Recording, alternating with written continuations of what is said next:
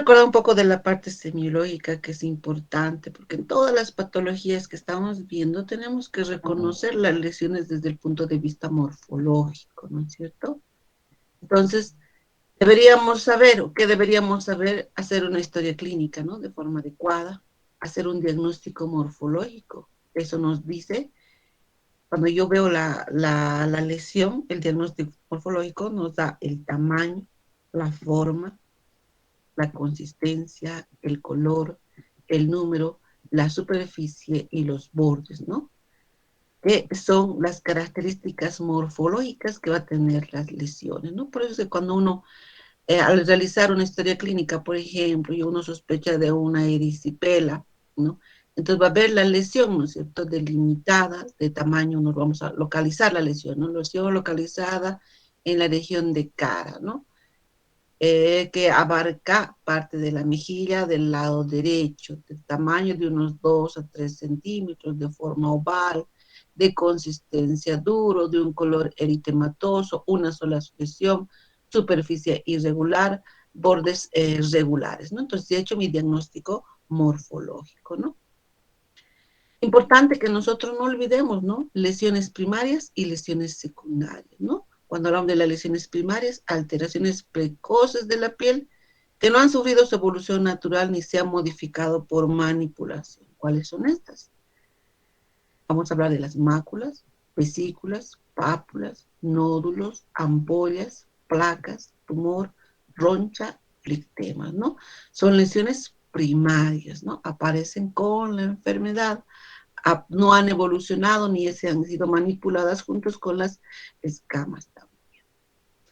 Lesiones secundarias, ¿no? Son lesiones secundarias, se producen por la evolución natural de esa lesión primaria, ¿no? Una vesícula rota, ya sea por manipulación del paciente, una vesícula rascada. Entre estas vamos a hablar de las úlceras, costras, escoriaciones, laceraciones, abrasión, atrofia, cicatriz, ¿no? Pues no olvidemos lesiones primarias y lesiones secundarias, porque eso es lo que nosotros vamos a hacer continuamente, ¿no? En cada patología que veamos que va a haber una lesión dermatológica, tengo que ver, hacer un diagnóstico morfológico, ¿no? Describir la lesión, lesión ulcerosa localizada en miembro superior derecho, de tamaños de 2 centímetros, lesión única, de bordes regulares, superficie ulcerada, ¿no? Con secreción, etcétera, ¿no? Entonces, lo que yo tengo que describir. Bueno, hablemos de las enfermedades virales de la piel y mucosas. Y aquí vamos a ver tanto lesiones primarias como lesiones secundarias, ¿no? Dentro de las enfermedades virales, nos vamos a ver que estas generan un amplio gama de manifestaciones, ¿no? Que pueden ser tanto circunscritas en el área que aparece la lesión o pueden ser también generalizadas porque pueden tener también signos sistémicos, es decir, una lesión viral puede acompañarse de fiebre, prurito, dolor, etcétera, ¿no? Entonces, dentro de estas virosis cutáneas, vamos a ver a uno de ellos que es el papilomavirus, ¿no? O también al virus del molusco contagioso, ¿no? Que afectan la epidermis, ¿no? Y generalmente este tipo de lesiones presentan alguna proliferación de la piel de características benignas, ¿no? Como las verrugas, ¿no? Y también son transitorias, ¿no? No necesitan muchas veces un tratamiento específico, ¿no? Y terminan desapareciendo sin tratamiento, ¿no? Pero ¿cuándo se produce el problema? Cuando estamos en sujetos o frente a sujetos con inmunodepresión. Entonces, estas lesiones no van se extienden, persisten y no reaccionan al tratamiento, ¿no? Las infecciones primarias por virus dan lugar a enfermedades febriles generalizadas como los exantemas y aparecen en los niños y también pueden dar una inmunidad de por vida, por ejemplo, la viruela, la varicela, etcétera, ¿no? Tienen una mortalidad considerable, sobre todo si se dan en pacientes que no han sido vacunados o en pacientes inmunocomprometidos, ¿no? El virus del herpes humano también produce una infección asintomática, deja también una inmunidad de por vida. Cuando nosotros hablamos de pacientes inmunocomprometidos, este virus del herpes humano puede dar una morbilidad y mortalidad considerable. Entonces, fíjense que los virus son afecciones cutáneas muy frecuentes, ¿no? Que va a depender su agresividad de la inmunidad de cada paciente y también nos da lo que es la inmunidad permanente o inmunidad de por vida, ¿no? Entonces, ¿de qué va a depender la agresividad de estas lesiones? De la inmunidad. Pacientes inmunocomprometidos, pacientes no vacunados, obviamente la manifestación de la lesión va a ser mucho más agresiva. Dentro de los virus, las virosis cutáneas, vamos a ver estos 5 virus. El virus del herpes simple, el herpes zóster, las verrugas, el molusco contagioso y la varicela, ¿no? Dentro de estas, bueno, en esta parte de las virosis en niños vamos a ver también la rubiola y el sarampión, ¿no? Que son lesiones o manifestaciones virales de enfermedades virales, ¿no? Como que vamos a tener algunas lesiones en piel, ¿no? Las verrugas, ahí vamos a ver los condilomas, las verrugas planas, el molusco contagioso y los herpes, que son lesiones muy características y que vamos a ver alguna vez en nuestra vida. Hablemos de las infecciones por virus del herpes simple, ¿no? Muchas veces nosotros hemos visto este tipo de lesiones, ¿no? En pacientes que de un momento a otro presentan estas lesiones vesiculares, en algunos casos ya con lesiones como ulceradas, agrupadas, que producen mucho dolor, porque en este tipo de infecciones, ¿no?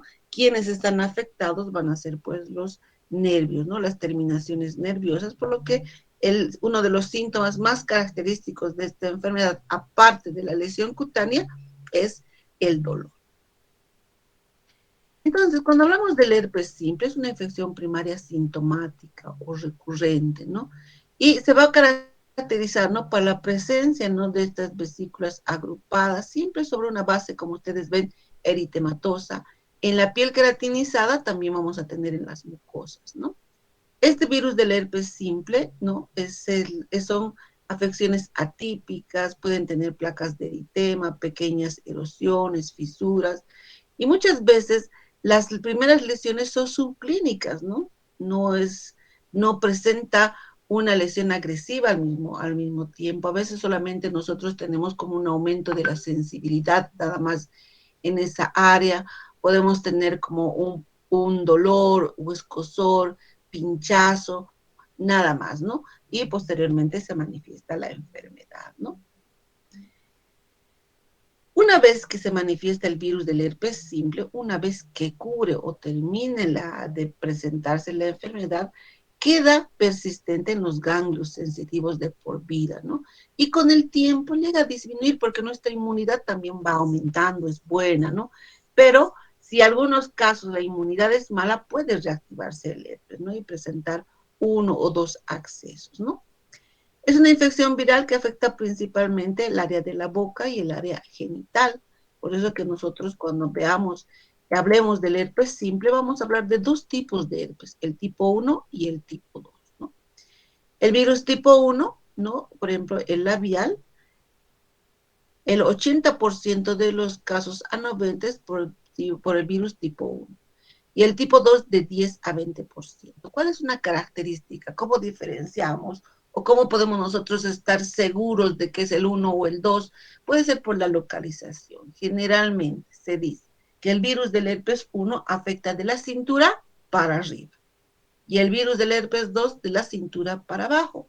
Pero, por ejemplo, en este caso, en el labial, la mayor frecuencia obviamente es por el virus tipo 1, porque hemos dicho afecta de la cintura para arriba, pero un porcentaje menor de 10 a 20% virus del herpes 2. ¿Cómo llega ese virus del herpes 2? Son a veces por lesiones o por contagio cruzado, ¿no es cierto? Que el virus de la región genital vaya hacia la boca por prácticas, por ejemplo, sexuales, como el sexo oral, ¿no?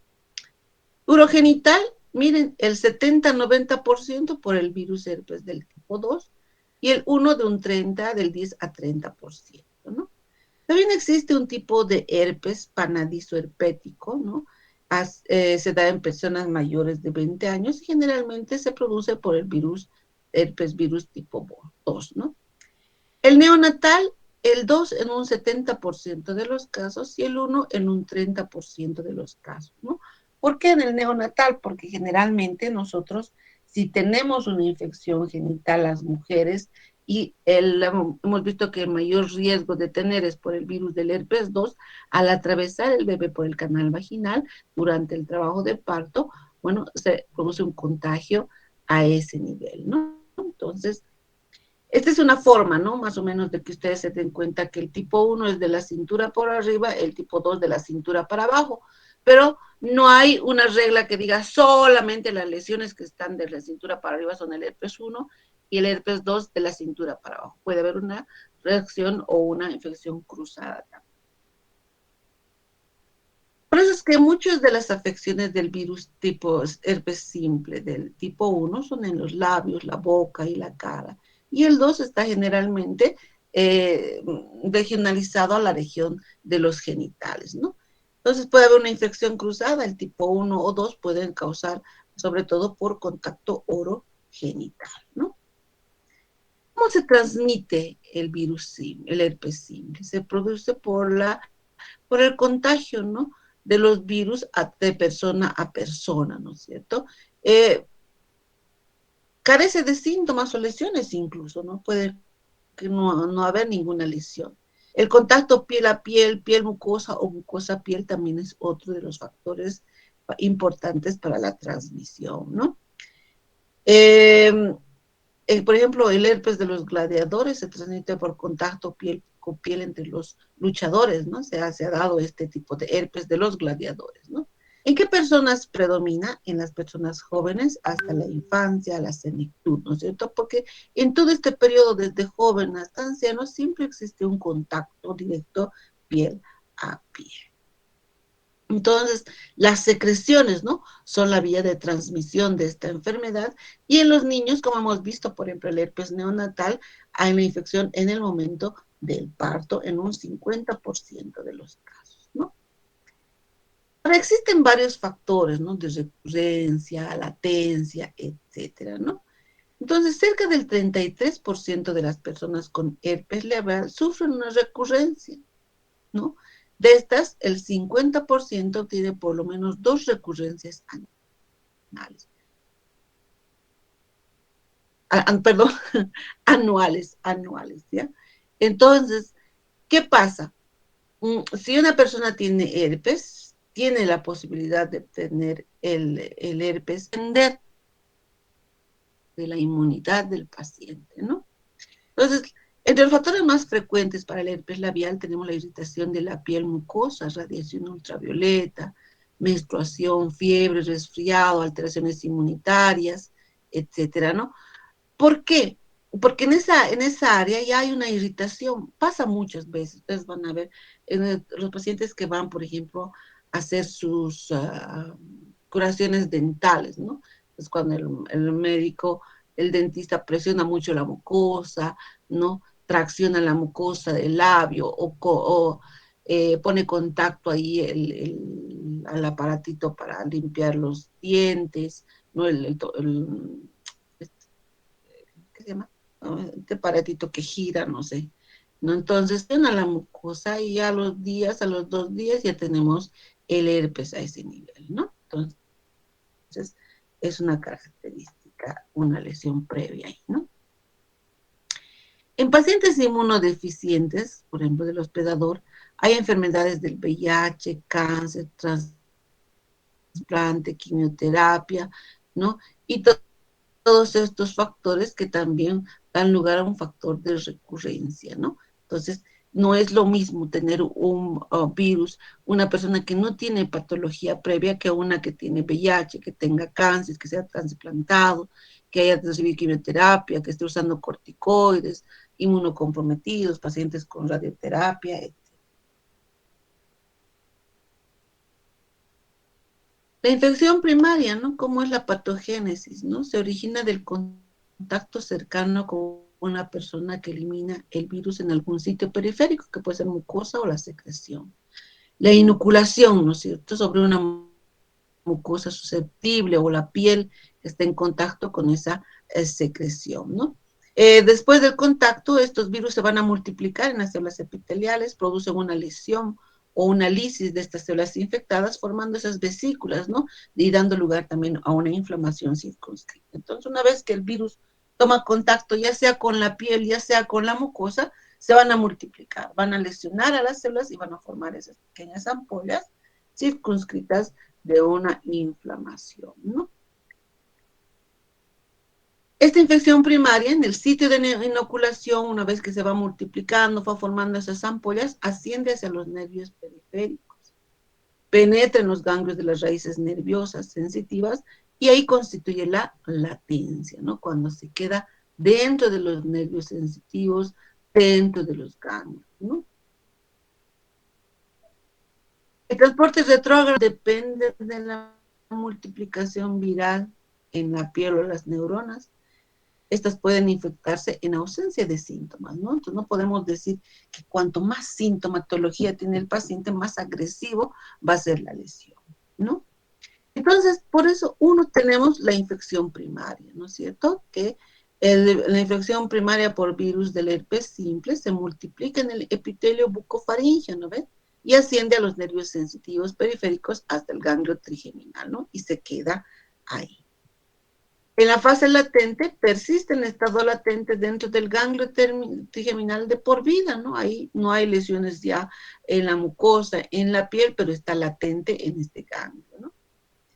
En la recurrencia hay estímulos que reactivan, ¿no es cierto? Que pueden ser, por ejemplo, la inmunidad, una enfermedad, el uso de los corticoides, pacientes con cáncer, VIH, pacientes con quimioterapia, etcétera.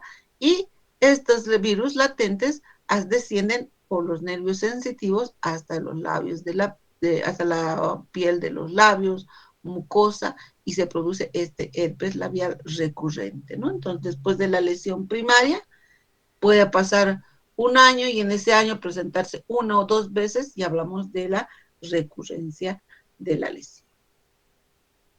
Una de las características o los síntomas más frecuentes, en realidad lo más característico que tiene el herpes, ¿no? Es la presencia de pequeñas vesículas o pequeñas ampollas que se van a ir ulcerando, ¿no es cierto?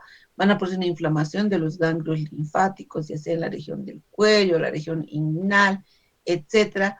Producen fiebre, lesiones cutáneas y, como vemos aquí, úlceras bucales, ¿no? Entonces va a presentar esas lesiones y por su inflamación ganglionar, esto va a ser muy sintomático, muy doloroso, ¿no?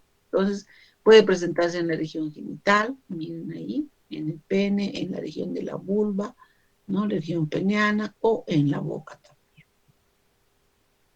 ¿Qué exámenes vamos a realizar? Exámenes de sangre para ver a los virus del herpes simple, ¿no? Hacemos una serología. Podemos hacer también anticuerpos, ¿no?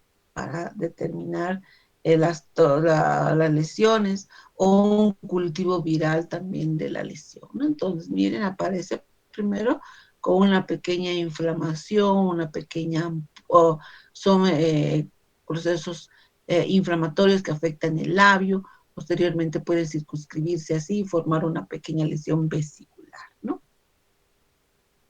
El tratamiento, bueno, vamos a utilizar antivirales, ¿no? Aunque en los casos leves no necesitamos mucho tratamiento. Podemos utilizar, por ejemplo, en forma tópica el aciclovir, 5 por día, 5 veces al día, en crema, o sistémico también, 200 miligramos, 5 veces al día por 5 días, ¿no? Entonces se puede utilizar en crema o en tableta, dependiendo con cuánto es la lesión o cómo está la lesión, ¿no?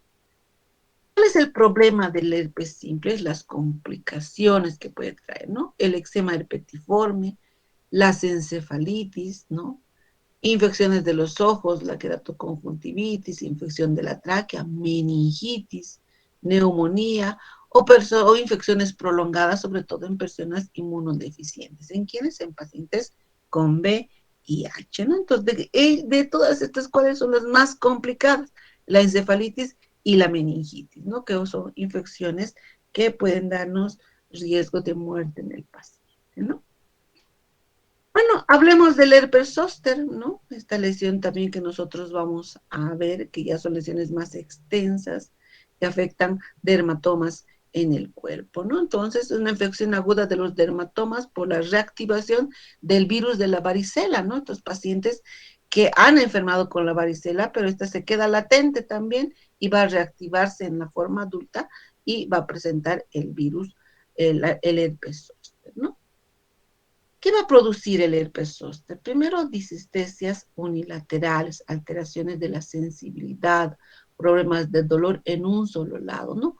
Aparece una erupción vesicular o una pequeña bula, ¿no? Que es como unas ampollas más grandes, que van a limitarse al dermatoma, por eso es que tienen un recorrido, ¿no es cierto? Van a recorrer el dermatoma, van a ir hacia el ganglio sensitivo correspondiente, ¿no? Las principales complicaciones que tiene el herpes zóster es la neuralgia posherpética o neuropatía posherpética, que se manifiesta por un dolor continuo, recurrente, no que puede mantenerse meses, años en el paciente, ¿no? Aunque se dice que son 3 meses, pero en la práctica vemos que estos pacientes ya han tenido 2, 3 años del herpes y pues siguen con esa manifestación de dolor, ¿no? Está en cuanto a la etiología y la epidemiología, ¿no? Estas infecciones por el virus de la varicela están cambiando por el uso de la vacuna, ¿no? Una vez que nosotros ya tenemos actualmente la vacuna para la varicela, estos virus atenuados que ingresan previenen la varicela en los niños y previenen el herpes zóster en los adultos, ¿no?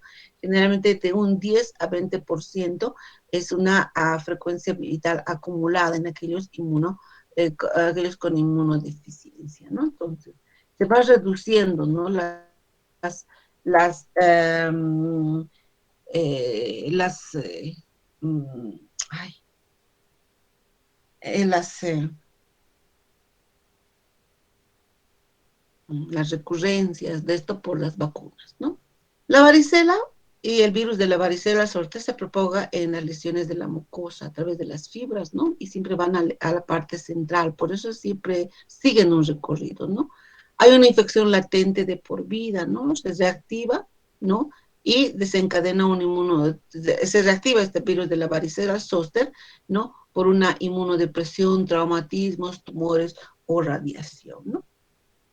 Entonces, este virus reactivado ya no puede contenerse, se multiplica, disemina en forma centrífuga a lo largo del nervio sensitivo y va formando vesículas en todo este recorrido, dando lugar al virus, al herpes zóster, ¿no? Entonces, miren, durante la primera infección del virus de la varicela zóster, el virus infecta los ganglios sensitivos, ¿no? Y ahí vamos a ver la disposición de las lesiones.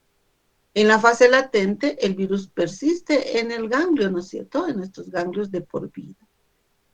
En la fase latente, ¿no? Generalmente este virus va a disminuir, va a producir alteraciones sensitivas que en la piel se multiplica dando lugar al virus zóster, ¿no? Acá no es fase latente, es el virus, el herpes zóster. Por ahí me equivoqué, ¿ya? Entonces, es igual que hemos visto el herpes, ¿no?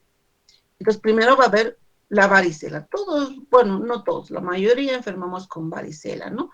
O si no, ya tenemos inmunidad por la vacuna. El que no tiene la vacuna y enfermó, este virus afecta a los ganglios linfáticos, los ganglios sistémicos sensitivos, perdón, se quedan ahí, la fase latente permanece este virus ahí en el ganglio, ¿no? De por vida, y cuando se manifiesta el herpes es porque disminuye la inmunidad, se reactiva el virus de la varicela zoster en estos ganglios sensitivos, va a ir hacia los nervios periféricos y va a formar que va a multiplicarse y forma que estas ampollas que tienen un recorrido, ¿no es cierto? Porque van a recorrer todo el trayecto del dermatoma. Esta es una infección vesicante, doloroso, debido a este virus de la varicela zoster que afecta al adulto, ¿no? Es la reactivación de este virus y puede desarrollarse en qué pacientes es más riesgoso tener o más probabilidad de tener el virus del herpes zóster en personas mayores de 60 años, porque generalmente ahí ya estamos pacientes con una inmunidad comprometida. Aquellos pacientes que les dio la varicela antes de cumplir el año, porque no había un sistema inmunológico todavía bien desarrollado, por lo tanto, no se inmunizado totalmente, ¿no? Y aquellos pacientes que tienen, ¿no?, un sistema inmunitario debilitado, ya sea por medicamentos o por enfermedades previas, ¿no? ¿Cuáles son las manifestaciones clínicas? Va a haber una fase prodrómica, ¿no?, al inicio, donde esta fase, o que puede ser también una fase subclínica, no tener mucha sintomatología. Puede haber algún tipo de parestesias, puede haber algún tipo de dolor, prurito, etcétera, ¿no? La infección activa, donde ya nosotros vamos a ver, ¿no es cierto?, la multiplicación del virus en la piel y va a formarse estas ampollas, ¿no?, que van a seguir un recorrido, van a estar regionalizados porque aquí se afecta un dermatoma, ¿no? Y posteriormente, una vez que el paciente ya cure, ya no haya las lesiones ampollares, etcétera, si no se hace un buen tratamiento, si no se hace un manejo adecuado, va a tener una neuralgia posherpética que puede durar de meses, ¿no?, que generalmente la literatura nos habla de meses, pero vemos pacientes que pueden tener años esta neuralgia posherpética, ¿no? Entonces, en la fase prodrómica hemos dicho que va a haber hipersensibilidad, adormecimientos en el dermatoma infectado. A veces este dolor incluso puede ser tan fuerte que puede fingir, ¿no?, un abdomen agudo, pueden fingir una angina de pecho, ¿no? Hay una alodinia, que es hipersensibilidad de estímulos leves, por eso el paciente a veces no puede ni soportar el roce de la sábana, ¿no?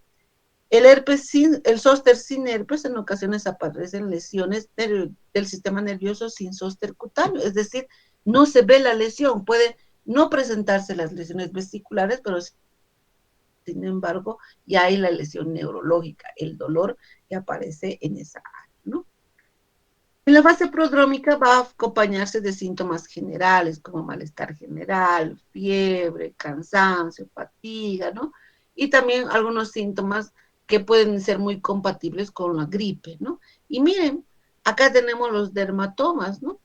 Entonces, si nosotros decimos que afecta un dermatoma, miren, aquí están en rojo los recorridos de los dermatomas, es decir, afecta todo el cuerpo, ¿no?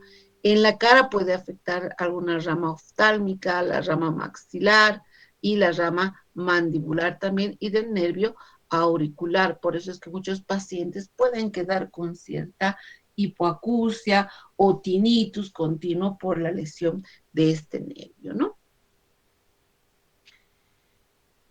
En las lesiones en dermatomas pueden aparecer, ¿no? Por ejemplo, a las 24 horas de ya tener el virus, ya haberse multiplicado, aparecen estas pequeñas vesículas o ampollas, ¿no? Las pápulas primero, ¿no?, que son pequeños nódulos. A las 48 horas ya aparecen las vesículas ampollas. A las 96 horas ya aparecen las pústulas, que son vesículas que contienen pus. A los 7 días, a 10 días ya aparecen estas lesiones costrosas, ¿no? Y estas pueden durar una semana, ¿no? En todo este periodo, estas lesiones, el paciente puede contagiar a otra persona, ¿no? La mayoría de estas lesiones siempre está sobre una base eritematosa. ¿Ustedes ven ahí? Una base eritematosa, son vesículas que están superpuestas. A veces esas vesículas pueden tener, como acá estamos viendo, contenido sanguinoliento, ¿no? Pueden ser vesículas, como vemos acá, hemorrágicas, ¿no? Estas vesículas van a erosionar y van a abrirse, ¿no? Y estas van a producir una desecación del fluido que tienen y pueden dar lugar a vesículas con costras, ¿no? Estas desaparecen en 2 a 4 semanas, puede ser, pues, generalmente distribución unilateral, y algunos casos, dependiendo de la inmunidad del paciente, podemos tener más de 2 dermatomas contiguos afectados. Generalmente el 10% de las personas sanas producen diseminación hematógena, ¿no?, hacia otras regiones de la piel. ¿Qué áreas son más privilegiadas? ¿Qué áreas son más predilectas? El tórax en el 50% de los casos, el trigémino en un 10 a 20% y la parte lumbosacra y cervical en un 10 a 20% también, ¿no? Entonces son áreas donde más riesgo va a ser más fácil o pueden ser más áreas donde tiene mayor predilección la ubicación del herpes. Por ejemplo, estas lesiones pueden afectar las mucosas, ¿no?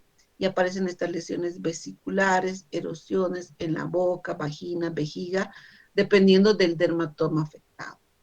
La linfadenopatía, miren, la lesión herpética y los ganglios regionales drenan, ¿no? Con frecuencia son hipertróficos, dolorosos, ¿no?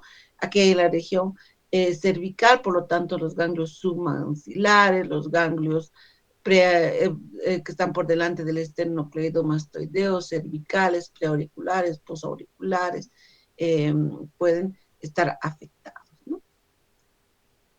También tenemos el zóster oftálmico, ¿no es cierto? Donde se va a afectar una rama del quinto, del nervio oftálmico y del trigémino en algunos casos, y aparecen, ¿no? Las lesiones vesiculares que pueden ser generalmente unilaterales, ¿no? Pero también pueden afectar de forma bilateral. Afecta el peso oftálmico, afecta también la conjuntiva, puede haber queratitis, queratoconjuntivitis, uveitis, retinitis, neuritis óptica, glaucoma, proptosis, retracción cicatrizal del párpado, parálisis de los músculos extraauriculares, necrosis retiniana, ¿no? Aguda, que es más frecuente cuando hay una deficiencia inmunitaria, ¿no? Entonces, miren, igual el herpes zóster tiene, ¿no? Mucha complicación en estos pacientes. También puede acompañarse de una hemiparesia contralateral. Puede haber, ¿no? Una alteración puede haber como una parálisis facial, ¿no es cierto? Que se puede acompañar no solo de esa hemiparesia, sino también puede acompañarse de cefalea continua, ¿no? Sobre todo en estos pacientes que han tenido herpes zóster oftálmico, ¿no? Entre los síntomas generales puede haber, después de que ha habido la vesiculización, o sea, ahí las vesículas sobre un fondo eritematoso, puede haber algún síntoma gripal en la forma, los pródromos, y en la forma crónica, la depresión es muy importante, sobre todo en estos pacientes que debutan con una polineuritis posherpética, ¿no? O una neuropatía posherpética. Entonces, es el cuadro de depresión, ansiedad en estos pacientes es muy comprensible porque hay un dolor continuo, lacerante, como pinchadas, quemadura, etcétera, ¿no? Entonces son punzantes, quemantes, disestésicos, que pueden durar meses o años en una minoría de los pacientes, sobre todo en los pacientes de edad avanzada, ¿no?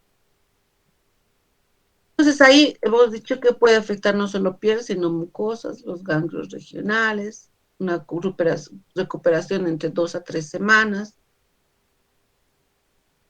Las localizaciones más preferentes, hemos dicho la torácica, oftálmica, lumbosacra, cervical. Y en pacientes inmunocomprometidos pueden dar lugar a lesiones más características, más agresivas, ¿no? Y puede acompañarse de cuadros hemorrágicos o vesículas hemorrágicas, como acá, ¿no? Miren, acá tenemos vesículas con contenido hemorrágico, ¿no? Miren, afección de un dermatoma, ¿no? A nivel de la cervical, ¿no? Aquí tenemos el síndrome de Hunt, que es la afección de la rama oftálmica con lesión del nervio auditivo, ¿no? Entonces, ¿cómo hacemos el diagnóstico? Va a depender de en qué fase está este paciente, ¿no? La fase prodrómica, generalmente en pacientes inmunocomprometidos, y hay un dolor unilateral, ¿no? En una sola área. Posteriormente, la vesiculación activa, donde ya vemos esas lesiones vesiculares, ¿no? Que pueden acompañarse como en forma de ramillete, ¿no? Y las pruebas de sangre, el cultivo, la detección del virus, ¿no? Puede hacernos sospechar del virus del herpes zóster. Y el síndrome de dolor posherpético, ¿no? Que vamos a ver durante la anamnesis, ¿no? Vamos a sospechar o en la exploración física también. Pues el examen físico y anamnesis, el diagnóstico del herpes es clínico más que laboratorial, ¿no? Podemos tomar una muestra de piel, hacer examen de sangre, una fluorescencia directa, cultivos, algún tipo de exámenes de laboratorio, ¿no? El tratamiento, podemos utilizar un tratamiento ya tópico con aciclovir o sistémico también, ¿no? Ya con dosis un poco más altas, de 200 a 400 por 5 días, y analgésicos y vitamina B12 para disminuir el dolor y proteger a la fibra nerviosa también, ¿no? Entonces, cuando hablamos del virus del herpes, tenemos que hacer primero la prevención, ¿no? ¿Y cómo hacemos la prevención? Mediante la vacuna para el virus de la varicela. Por lo tanto, vamos a evitar que haya una recurrencia, ¿no? En la etapa adulta y desencadenemos un virus del herpes zóster, ¿no? Entonces, reduce la carga más del 60% y la frecuencia del herpes zóster más del 51%, ¿no? Pero en esta imagen, aprovechando, esta es una lesión del herpes zóster necrosante también, ¿no? Puede presentar este tipo de lesión. Bueno, entre el tratamiento viral tenemos el fanciclovir, 500 miligramos cada 8 horas durante 7 días, o el valaciclovir, 1 gramo cada 8 durante 7 días, o el acicolovir, 800 miligramos 5 veces al día por 7 días. En pacientes con inmunodepresión leve, las mismas indicaciones hasta 10 días, no solo 7, sino 10 días. Fanciclovir, valaciclovir, aciclovir. En pacientes que tienen inmunodepresión pronunciada, el aciclovir por vía endovenosa, ¿no? 10 miligramos kilo peso cada 8 horas durante 7 a 10 días. Siempre aumentamos la cantidad de días, ¿no? Si hay resistencia al aciclovir, el Foscarnet, 40 miligramos endovenoso, kilo peso cada 8 horas hasta lograr la curación, que puede ser en 7 o 10 días. Si bien estamos tratando el virus, también hay que hacer un tratamiento paliativo, ¿no? Reposo en cama, sedación para disminuir el dolor, algunos analgésicos narcóticos, curaciones húmedas. Para la neuralgia postherpética, que es una de las complicaciones que tiene posterior a la resolución, podemos utilizar la gabapentina, la pregabalina, algún antidepresivo tricíclico como la doxepina, la crema de capsaicina, que va a disminuir, que va a producir un bloqueo nervioso, disminuyendo el dolor y evitando la transmisión del virus, ¿no? Miren, este paciente tiene un herpes virus crónico, ¿no? ¿Por qué se manifiesta de forma crónica? Porque es un paciente con VIH.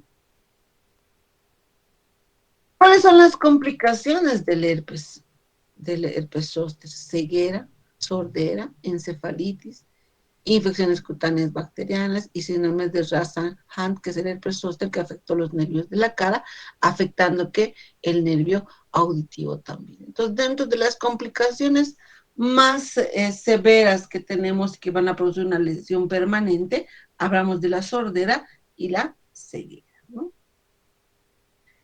Para evitar el herpes zóster, ¿qué tenemos que hacer? La vacuna, ¿no es cierto? Vacunar porque va a disminuir el riesgo de la varicela y disminuir el riesgo del herpes zóster también, ¿no?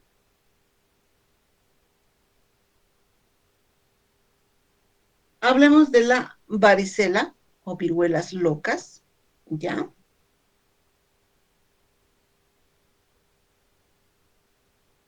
Un ratito.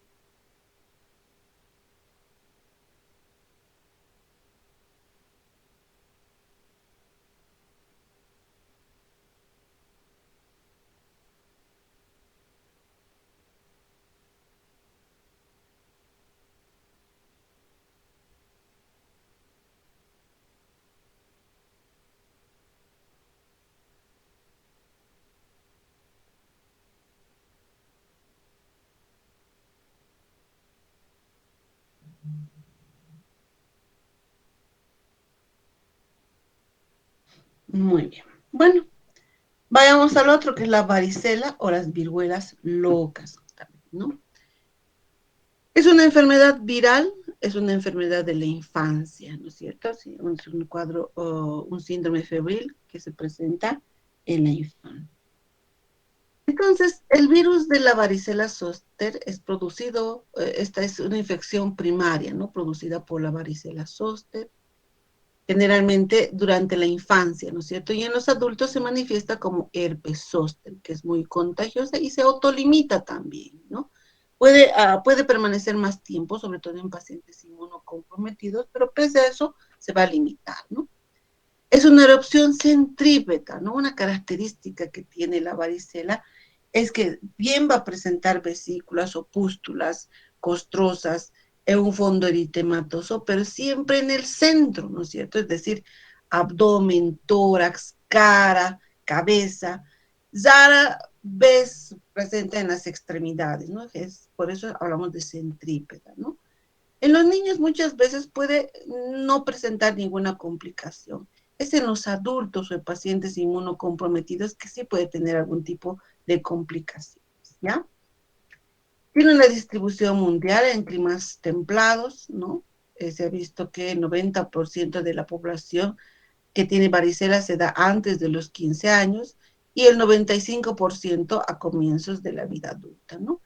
El 2006, 90 millones de casos en Estados Unidos a nivel mundial, ¿no es cierto? Y esto ha disminuido ampliamente, ¿por qué? Por la cobertura de vacunación, ¿no? Si nosotros nos vacunamos, obviamente disminuimos el riesgo de la varicela en los niños y el riesgo de herpes zóster en las personas adultas, ¿no? Hay una mayor prevalencia en el invierno y principios de la primavera, donde puede haber un cambio de temperaturas, cuadros de inmunodepresión, etcétera, ¿no? Generalmente el 80-90% de los casos de varicela se dan en los núcleos familiares, es decir, el que está a nuestro alrededor, ¿no? Convivimos con ellos y uno de ellos puede tener la varicela y nos va a contagiar, ¿no?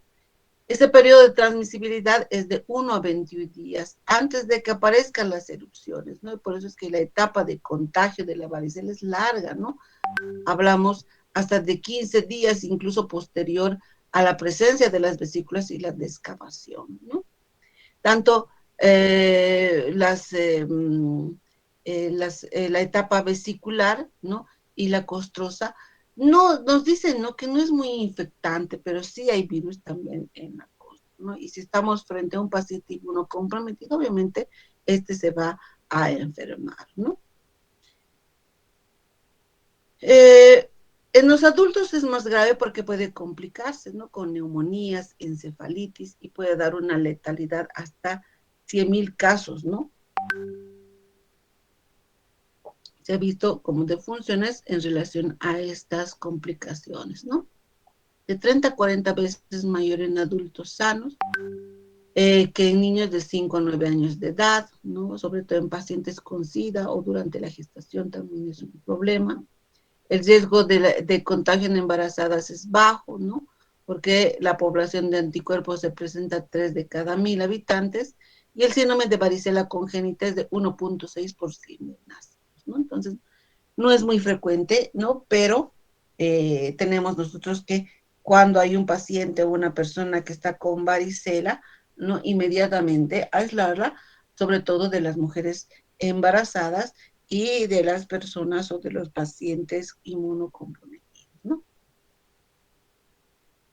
Bueno, tiene una envoltura icosaédrica, se replica, se adquiere por inhalación directa o por contacto directo con conjuntivas o mucosas respiratorias, ¿no? La especie humana es la única que constituye el reservorio de este virus, ¿no? Y es altamente contagiosa, ¿no? Entonces ahí nosotros antiguamente se ponía, ¿no? La violeta de genciana en cada ampollita para utilizar un antiséptico y evitar que se contagien, ¿no? Como hay dos ciclos de replicación. Primero se replican en los ganglios linfáticos, después en el vaso, hígado y otros órganos, y en consecuencia se observa viremia, ¿no? Es muy contagiosa. Hay una etapa prodrómica y vesicular también, que 5 días antes o después del inicio del exantema, que es la infección primaria generalizada, ¿no? Estas células afectadas sufren descamación, ¿no? Y van a formar células multinucleadas gigantes, va a haber un edema intraepidérmico, estas van a formar estas vesículas, va a haber infiltración de leucocitos a pústulas, ¿no? Y dependiendo de la inmunidad, no puede afectar órganos internos como pulmón, hígado y cerebro, ¿no? Si una mujer presenta, por ejemplo, la varicela en el primer trimestre de embarazo, puede haber un síndrome de varicela congénita, ¿no? Este niño puede presentar problemas cardíacos, ceguera, etcétera, ¿no? Si lo hace después del segundo trimestre, no existe ningún problema en el embrión, ¿no? Permanece latente en el feto, ¿no? Y puede dar lugar al herpes zóster antes de los 2 años de la edad, sin manifestaciones evidentes de varicela previa. Es como si en la vida intrauterina ya hubiera tenido la varicela, ¿no? Y aquí se va a presentar posteriormente el herpes zóster, ¿no? Por eso es que en niños es raro, pero miren, se puede dar, ¿no? En la infección durante el último trimestre se produce una varicela neonatal, que es una enfermedad grave, ¿no? En la madre, 5 días antes del parto o después, donde tiene una mortalidad del 30%, ¿no? Y dado que no se presenta el paso de anticuerpos maternos protectores, ¿no? Y generalmente, si ocurre antes de los 5 días, no es muy grave, ¿no? Generalmente, una vez que aparece la etiopatogenia, la varicela, la infección viral, permanece latente, ¿no es cierto? Eso es una de las características de los virus, ¿no? Que aparecen latentes, ¿no? En forma de herpes zóster de 10 a 20%, ¿no? Y sobre todo en pacientes inmunocomprometidos, rara vez en los niños, ¿no? La vacuna de la varicela zóster tiene una capacidad de reactivación del virus muy menor, ¿no? Y también está en relación a la a los puntos de vista cuantitativo y cualitativo del virus salvaje, ¿no? Entonces, generalmente, tras una infección natural puede presentarse algún tipo de reactivación. Pues cuando hablamos del virus de la varicela zóster en un paciente que no está inmunizado, hablamos de una enfermedad aguda febril, ¿no? Que produce una erupción cutánea denominado varicela. El cuadro clínico, después de una incubación de 10 a 20 días con un periodo, con un promedio de 2 semanas más o menos, aparecen los pródromos, ¿no? Que son febrícula, malestar general durante 24 a 48 horas, ¿no? Y posteriormente aparece el exantema maculopapular muy leve, y a los 4 o 5 días ya aparece la erupción vesicular en tronco, cara, piel cabelluda, raíces, rara vez en la región, en extremidades, ¿no? Generalmente central. Esas vesículas en base eritematosa, una gota de rocío sobre un pétalo de rosa, eso da la impresión, ¿no es cierto? Se transforma en pústulas, 2 a 3 días las cochas se desprenden y dejan una pequeña depresión, ¿no? Las lesiones en una varicela pueden encontrarse en distintas etapas evolutivas, ¿no? Y también son muy pruriginosas, por eso es que se ve a algunos niños que les ponen guantecitos, ¿no? Para que no se rasquen y produzcan mayor lesión, ¿no? Puede afectar mucosa conjuntival, oral y vulvar, ¿no?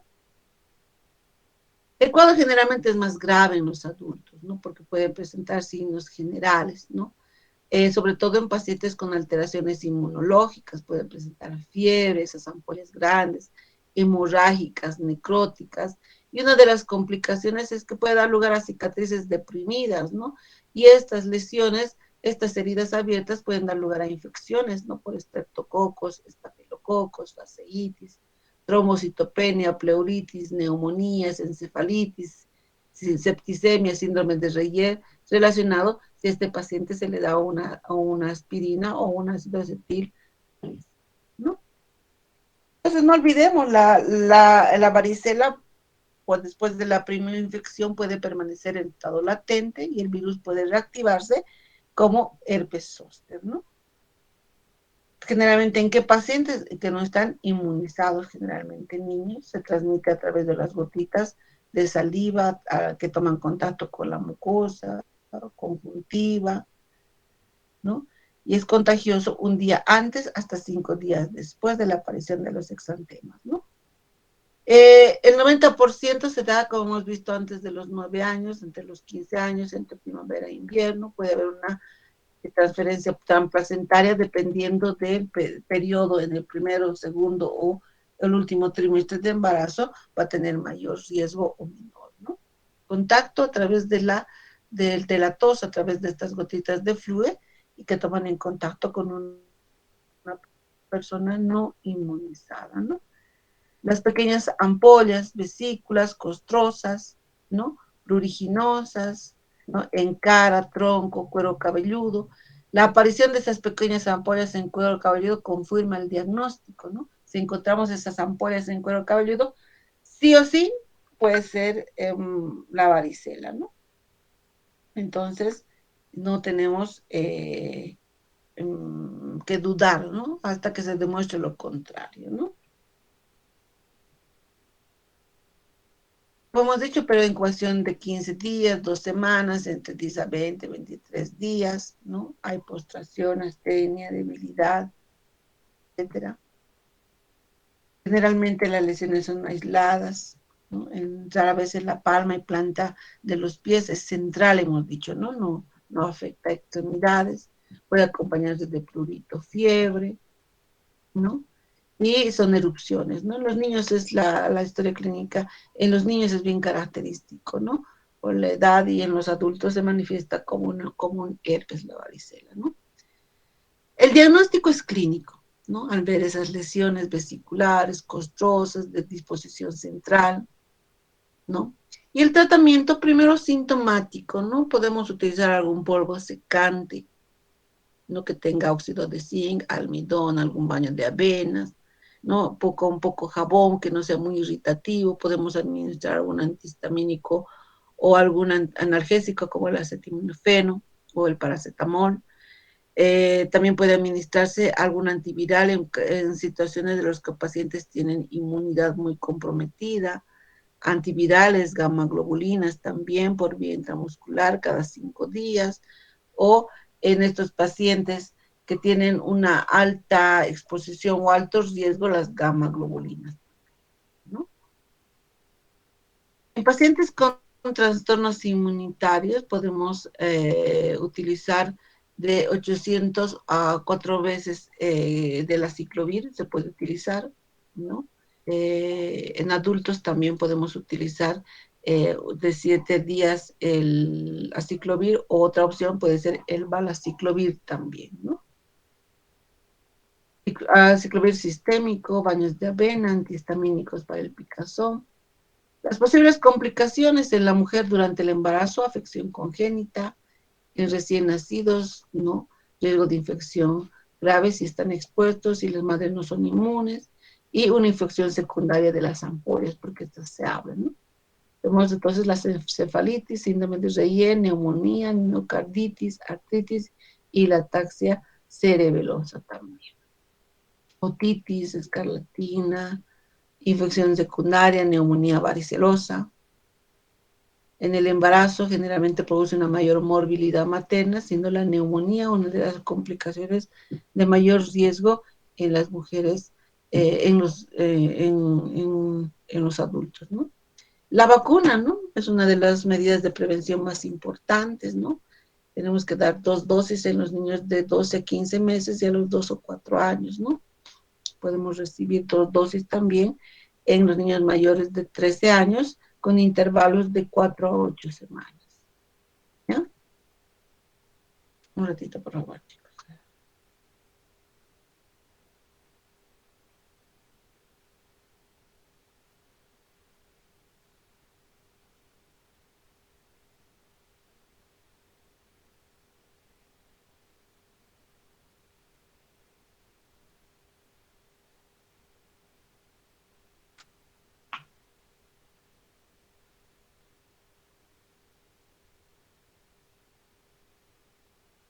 Bueno, hablemos de las verrugas, ya que son también otras lesiones características, ¿no? Por virus, ¿no? Las verrugas son pequeños crecimientos en la piel por lo regular indoloros, ¿no? Causadas por el virus del papiloma humano. Generalmente son inofensivas, ¿no?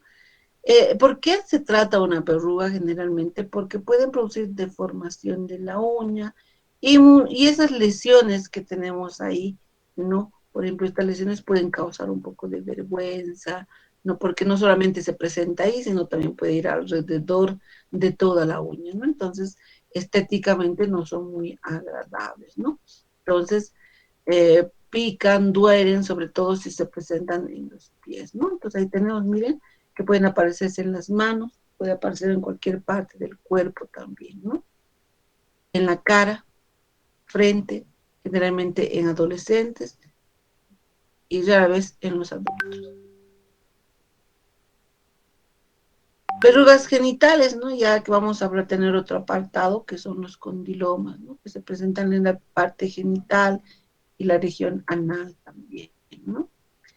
Las verrugas plantares se encuentran en la planta de los pies, ¿no? No producen molestia, algunos producen dolor porque como son lesiones enduradas, al pisar puede presionar y puede doler un poco, ¿no? Entonces, si se dan cuenta, estas verrugas son alteraciones de la piel, de la estructura de la piel, y son lesiones enduradas, ¿no? Tenemos en las uñas, por ejemplo, las verrugas subunguales, las que se presentan por debajo de la uña, y las verrugas periungales que se presentan alrededor de la uña, ¿no? No solamente de las manos, sino también de los pies, ¿no? Miren, esa es la característica de la verruga, no tiene un crecimiento redondo y la piel que rodea a la verruga es una piel totalmente sana. Si nosotros tocamos esta verruga, vamos a ver que la superficie es rugosa, endurada, etcétera, ¿no?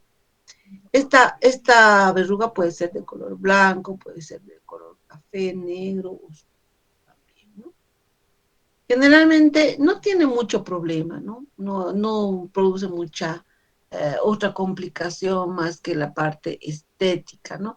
Las únicas que pueden producir algún malestar o algún dolor son las que se encuentran en la planta de los pies, que al pisar puede producir un poco de molestia o dolor, ¿no? En algunos pacientes las verrugas se presentan más planas, más lisas, que son como plicomas, ¿no es cierto? Y son difíciles de reconocer a veces por parte de los padres, ¿no? Cuando la lesión es más rugosa, ¿no? Ahí sí se reconoce. Pero cuando es como una pequeña extensión de la piel, a veces el paciente, las personas que están no reconocen como verrugas, sino como algunos lunares, ¿no? Que son como lengüitas que aparecen, ¿no? Generalmente la piel que está, que rodea a la verruga es una piel sana. La verruga va a adquirir algunos colores, ¿no? De color, como les decía, más blanco, café, ¿no? O negra, ¿no? Pueden ser pequeñas, ¿no? Algunas tenemos como el tamaño del cabeza de un alfiler, que pueden ser planas y lisas, ¿no? Que pueden estar en mejillos, brazos, en las piernas, ¿no? No molestan mucho, son dolorosas al presionarlas nada más, ¿no? Y podemos tener, por ejemplo, las subunguales que son rugosas, que están por debajo de las uñas y de las pies o de las manos, y pueden producir una deformación de la uña o levantar la uña, ¿no? Entre los signos y exámenes, el diagnóstico de las verrugas es clínico, ¿no? Por su localización y su apariencia. Si nosotros podemos hacer una biopsia, ¿no? Para confirmar que se trata de una verruga y no de un callo, ¿no? Una callosidad o un cáncer de piel, ¿no? El tratamiento, vamos a quemar esas verrugas, ¿no? Con podofilina o ácido salicílico. También podemos hacer una extirpación quirúrgica cuando son muy grandes, ¿no? O una crioterapia o una cauterización con láser también, ¿no? Depender del tamaño. La vacuna, ¿no? El Gardasil que se está utilizando, ¿no? Que va a ayudarnos a disminuir la infección con estas cepas que también causan verrugas genitales y el cáncer cérvico uterino, ¿no? Muy bien.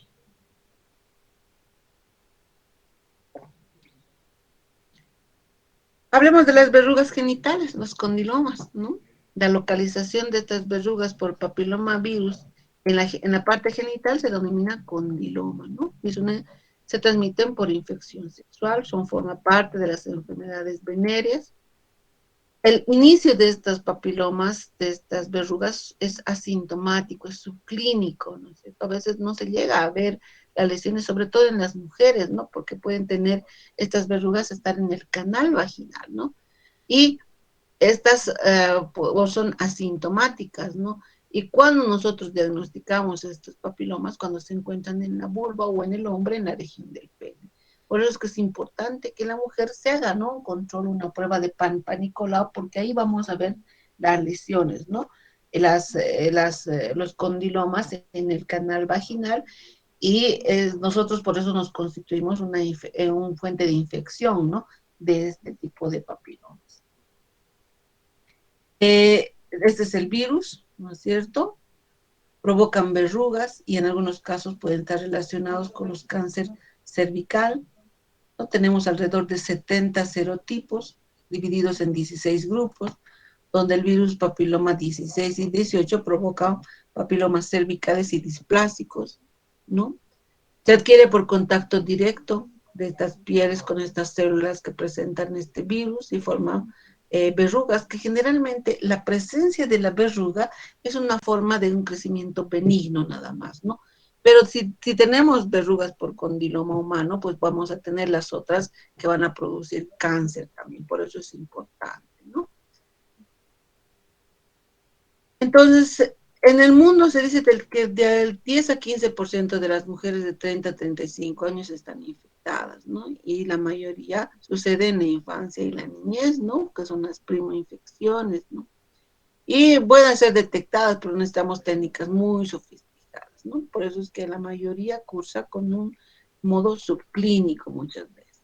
¿Cómo se transmite? Por contacto directo, contacto sexual o a través del canal del parto también, ¿no? ¿Cuál es la clínica? Son, miren, estas lesiones penduladas, grises, que pueden encontrarse en forma de racimos en la región genital, vulvar, anal, ¿no es cierto? También pueden presentarse en la región, en el canal vaginal, pero también en la zona genital, perine y ano, ¿no? En el varón, en la región del pene, forman estas lesiones como crestas de gallo, ¿no? Forma de coliflor, que no solamente se presenta en la región del pene, sino también en la región anal, ¿no? Puede ser alrededor de los testículos también. Puede haber una disposición extragenital, ¿no? Por ejemplo, acá, los condilomas en la región de la boca, por prácticas orogenitales, miren, las lesiones, condilomas, ¿no? En la mano también, estas verrugas, pues eso es por condilomas, ¿no? En la garganta, ojo, y esto tiene muchos riesgos del cáncer cervicuterino. Miren, haciendo un papá Nicolau, yo voy a ver estas lesiones. Aquí tenemos un cervix sano y mira un cervix contrao patológico con estos condilomas, ¿no? Posiblemente en esta mujer no hay lesiones en la vulva, solamente ahí. Entonces, ¿cómo sabemos que hay condiloma? Con este tipo de examen, ¿no? Lesiones extragenitales, ¿no? En el pie, en la cara, en la boca, en la región anal. El diagnóstico de la mujer mediante el examen, que es una citología cérvico-vaginal, usamos el Papa Nicolau o la colposcopía también, donde vamos a ver esta toma de la biopsia, estas células displásicas, es una biopsia dirigida. En algunos casos podemos hacer la cauterización y el uso de rayos láser, ¿no? Para destruir, sacar ese papiloma, ¿no? Miren la predisposición genital, extragenital. En los varones también, en la región genital, miren la región del pene, la región anal, y podemos utilizar una cirugía. Ya no utilizamos la podofilina porque son áreas muy extensas, ¿no? No estamos en tratamiento quirúrgico, ¿no? Porque podemos nosotros, cuando son pequeñas verrugas, utilizar podofilina o ácido tricloroacético sobre la lesión, evitar el contacto con la piel sana que está alrededor, aislar bien la lesión. Pero cuando ya son, como en el caso que hemos visto, acá ya necesitamos nosotros un tratamiento quirúrgico, ¿no?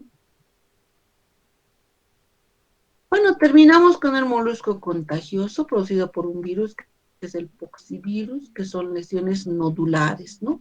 La apariencia de perlas en la piel, se dice el poxivirus, es el agente biológico. Miren, si ustedes ven, son como pequeñas lesiones nodulares, como perlas que tienen un hoyuelo al medio, por eso es que se dice que son como perlas engarzadas, ¿no? Afectan alrededor del ojo, produciendo estos acúmulos de estos nódulos, que el tratamiento obviamente aquí tiene que ser quirúrgico. diagnóstico, ¿no? No hay un tratamiento tópico. En la cara, cuello, axilas, en contacto con toallas, ropas o juguetes y contacto sexual también, que son las causas y los factores de riesgo también. Miren, en los niños, ¿por qué? Porque a veces ellos están hacinados, están durmiendo con los papás, ¿no? Están en contacto con algún tipo de secreciones, entonces ahí se contagia. Estas pápulas, ¿no? Que van a presentar un pequeño lolo en el centro, por eso tienen la apariencia de perlas engarzadas. Son pápulas pequeñas e indoloras y pueden convertirse, crecer un poco más y convertirse en un nódulo, ¿no? Presentan, ¿no? Como filitas, como hemos visto acá, ¿no? Así en filas pueden presentarse, ¿no? Y pueden producir algún tipo de escozor, irritación, por ejemplo, si está aquí en el ojo, ¿no? Y pueden agruparse y formar como esos pequeños montones que necesitan un tratamiento quirúrgico. Miren, perlitas como perlitas y pueden acumularse. No podemos hacer un diagnóstico mediante una biopsia para descartar, no sé, alguna otra patología. A ver, puede ser un herpes, ¿no? Pero no hay la sintomatología del herpes, ¿no? Pero podemos hacer un diagnóstico diferencial. Ahí tenemos las lesiones, son nódulos, pero en pápulas que van creciendo conformándose como nódulos y tienen la apariencia de una perla engarzada, ¿no? ¿De qué va a depender de la presencia de más o menor cantidad de estas lesiones nodulares, ¿no? Estos moluscos de la inmunidad del paciente, ¿no es cierto? Puede desaparecer sin tratamiento en meses o años, ¿no? Pero en pacientes inmunocomprometidos, este va a formar mayor lesión, va a comprometer más y va a complicarse en este tipo de pacientes, ¿no? Puede producir rascado, también está relacionado con la estética, entonces necesitamos hacer la extirpación, ¿no? A través de congelación, a través de electrocirugía, extirpación quirúrgica, etcétera, ¿no? Y algunas complicaciones que podría traer la extirpación quirúrgica, la cicatrización. En algunos pacientes puede darse como una mala cicatrización y formar algún tipo de lesiones queloideas, ¿no? Pero es poco frecuente que haya este tipo de lesiones, ¿no? Mm.